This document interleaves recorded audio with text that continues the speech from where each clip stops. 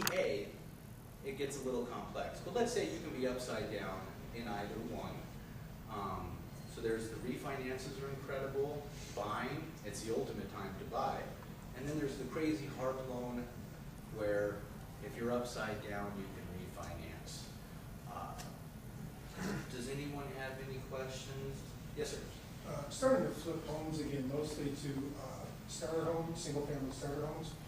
Can you just review quickly what the basic qualification criteria is for first-time home buyers for FHA and non-FHA mortgage situations? Yes. And how quickly you can get to qualify? I want to show you this real quick. Every client, when I start off, I talk to them, I give them my spiel, they tell me their crazy situation, and I gather their information and I send them this email. Good afternoon, evening, morning. It was a pleasure speaking with you earlier. With your permission, I'd like to gather some information to assist me in providing the proper financing for your property. Please see below for documentation that I will need and able to get a clear understanding of your financials. All pages and schedules of tax returns is especially important, as well as asset statements of any type. I have a lot of Chinese, Armenian, Persian, creative people with oodles of cash, but they don't like to supply documentation, is why some things are highlighted. I would request these things from them, their ID, their personal and business tax returns, all of the documents that are on this list. Once I have all of that back, they either fax or email it to me and my transaction coordinator. She starts an Encompass, like a point file. There's point and Encompass if you're a loan officer. Pulls their credit, does all the data entry, puts their credit report in the Dropbox, emails me what her findings are and what she feels. I then go and look at the people's credit, call them up, go over their exact income and their exact debt and what they will qualify for. Within 24 hours of me receiving their documentation, I will have them pre-approved or on the path doing what they need to do to be able to get a home. What are the basic qualifications for, starter home, $300,000 to $400,000 home? Basic, be a, air-breathing, blood-pumping U.S. citizen. You're going to need to show 2 years tax returns. It's going to have to actually income to debt ratio. Back in the day, it was like, yeah, we can get you done. Now, basic ratios, I can go on FHA up to a 56 or 57 debt to income ratio.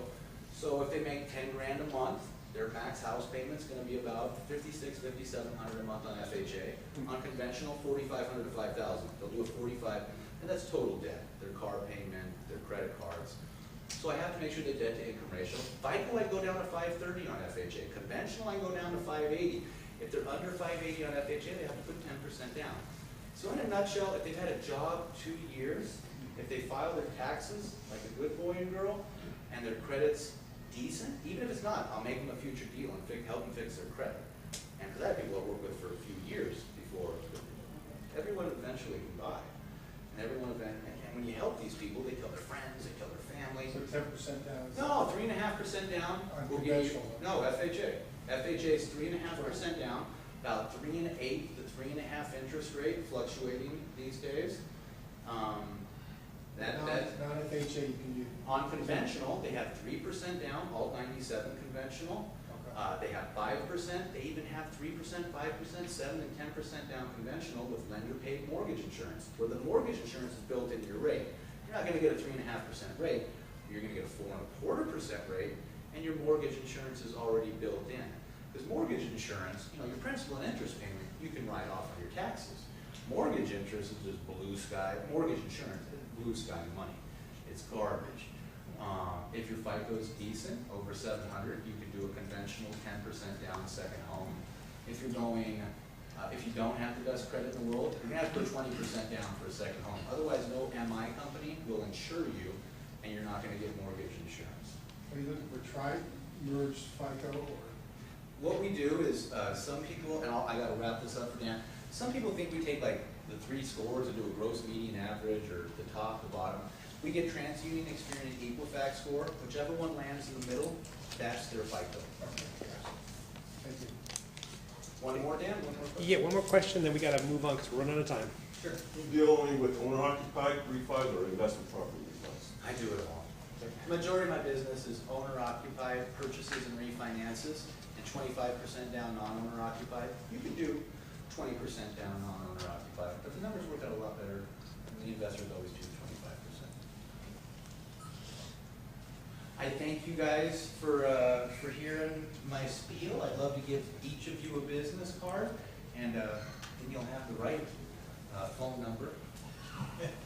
I want to thank you very much, Brandon, for. Please get back to me so we can change that phone number. No, I will. Okay, so we've got Rick. You are up next, Rick Reiner, and he's going to talk to us a little bit about some private lending. And I think we've got PowerPoint there. Let's get that going. Let's get that set up. Is that it? Oh, That's it. that's it.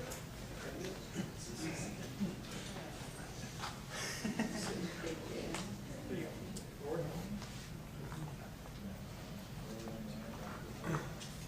Good. Let's give Rick a hand here for Charlotte.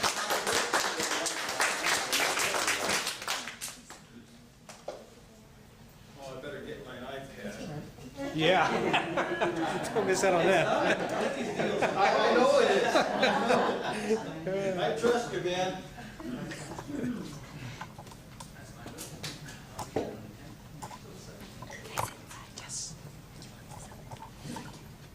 Well, I'll just tell you a little bit about myself. I have I've had a painting and decorating contracting business for well over 20 years. We bought our first investment property back in the 90s, and I thought that was kind of a neat deal, so I really got interested in real estate things, and I went to work. I ran the business, the painting business, and I ran that out of a mortgage office. I was a loan officer for American City Mortgage in 97 and 98. And I had my guys coming in and bringing me invoices and things from the job, and I was really into that. But then the painting business really got busy at the latter half of the 90s and early 2000s.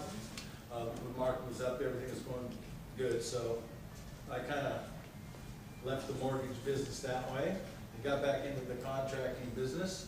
And I guess it was just a couple of years ago I started thinking about real estate again, because we had bought and sold a bunch of properties I guess it was about 2000, 99, 2000. And we did okay, but we got rid of it too soon. If we would have waited maybe 3 or 4 years, we could have made a killing, but couldn't predict the future. So what I want to do here today, I'm just going to give an overview of private money lending. I'm not going to go into a lot of detail like Brandon did. He did a great job. I'm just not going to get into that kind of detail. Maybe Craig, I think you do private lending and you're speaking. He might get into a little more detail, but that's really not what I'm into. I'm working with Private Money Bank International. We've been around a long time, and what it is, it's a group of investors. It pools investors, private money, people with money, well-heeled folks who want to put their money in something that'll make them a little more than 1 or 2%. And that's what Private Money Bank does. I'm full disclosure here. I'm not a loan officer. I'm not a mortgage broker, and I'm not licensed to do loans. And I'm not soliciting any loan applications here today. What I do is I provide marketing services for Private Money Bank. And it's kind of like when you give a referral to Brandon. I get calls, I get emails from people looking for private money loans for their investments. But some of those people misunderstand it, and they want a private money loan for their own, for owner occupied. We don't do that. Private money loans don't generally do that. So I'll refer to somebody like Brandon. And we all work together. And that's what I like about this group here, is because it's a group that referrals, we all work together, and we do our best to survive in this economy, and it's getting better. But I like to refer to this situation as a stimulus package. We all do our job. We end up making money for ourselves. The investors make money. The real estate agents make money. the escrow officers make money, the loan officers make money, everybody makes money, and that's doing our little part in this big world to stimulate the economy. But there's another stimulus that we hear about all the time coming from the current administration, GM. They help GM come out, get out of their problem, some of the banks. But there's a little, a kind of a misperception maybe of what people think a stimulus package is. You see, there's this little town called Grease Palm. Little tiny town. Very quiet one day. Economy's dead there. The tourist is in the area. The tourist comes in and he's, checking everything out. So he pulls into the hotel to get a room for the night. He comes in and he goes up to the desk clerk and said, I'd like to check the rooms upstairs and see which one I'm going to rent for the night. And he puts a $100 bill down on the counter as a deposit. He goes upstairs, and the clerk's watching him go upstairs. As soon as the clerk sees him get upstairs, the clerk goes over and grabs a $100 bill. He takes that $100 bill and he goes down to the butcher, and he pays the butcher with that $100 bill. He says, that ought to take care of my bill. And the butcher says, fine, great, you got it, see you later. The butcher takes that $100 bill and he goes over to the hog farmer. And he goes out in the field and says, will this take care of my bill? The hog farmer says, sure does, thanks for paying me. So he takes off. The hog farmer takes that $100 bill and he goes down to the co-op where he gets his grain and his supplies and stuff, and he goes into the office and he tells the co-op, there's my bill, there's $100, that'll take care of everything, thank you very much. The guy at the co-op grabs that $100 bill, runs out the back door, down the alley to the local prostitute, pays her the $100. She says, thank you so much, sir. No problem, takes off. The prostitute takes that $100 bill and runs down to the motel. And she runs in and she puts that $100 bill on the counter and says, that'll take care of my rooms for this week, right? The proprietor says, yes, it certainly will. About that time, the tourist comes walking down the stairs. He goes up to the clerk and he says, I don't think I like any of these rooms. And he grabs a $100 bill, puts it in his pocket, and he walks out. Nothing was produced. Nobody earned anything. That's how a stimulus went.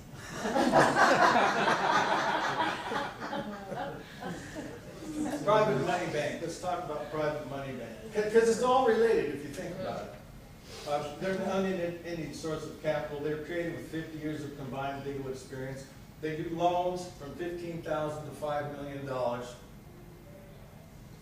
And I'm just going to give you some general guidelines here. Credit score is not the deciding factor. And I know Brandon, the credit scores he's approved, they're way down there. But that's not the determining factor. The loan amounts are based on the acquisition price, not the after repaired value or what you think you're going to sell it for. They're based on what you're going to buy the property for. Loans are approved usually 65 to 80% of the acquisition price, and it depends on the deal. If you're a little short on a $100,000 deal as an example, and they fund 80%, you got $20,000 there that you're short. That difference can be cross-collateralized. Uncle Joe can give you the $20,000. If you've got real estate, you can put that up, same thing. And also, 100% financing is possible if the deal warrants it, but that's rare on your first deal. You might have to go through 2 or 3 deals, establish a track record. If you can do that, 100% financing is available. Now the interest rates, they vary based on the deal, generally 12 to 18% plus 2 to 4 points. Wow, that's a lot. But remember, these are short-term loans. They're not 30-year loans, they're not 15-year loans. And that's why, the shorter the loan, the higher the interest rate.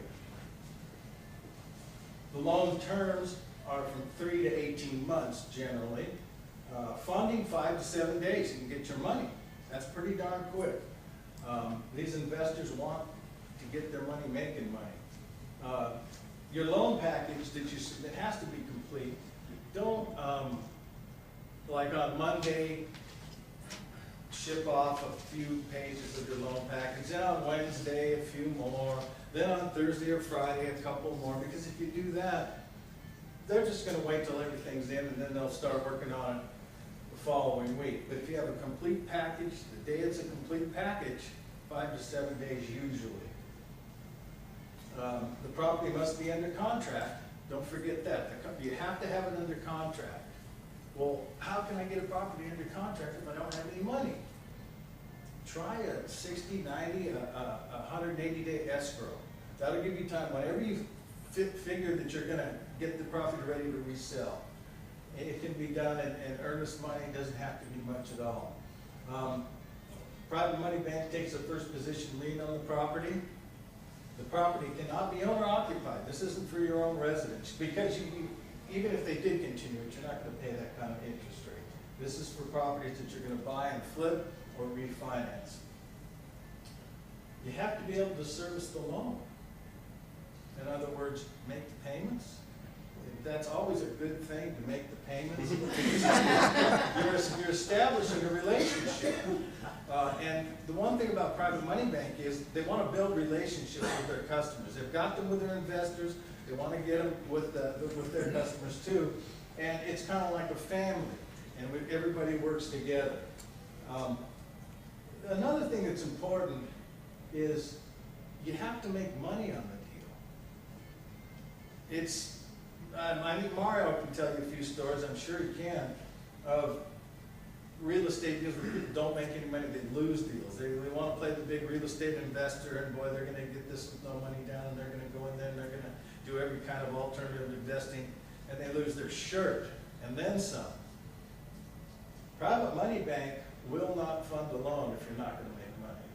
Now, it goes two ways. They want you to make money. Why? Because they make money. It works both ways. Everybody gets a piece of the pie. And then you keep coming back, and it just builds that relationship. If it's a bad deal, they won't fund it. They just won't do it.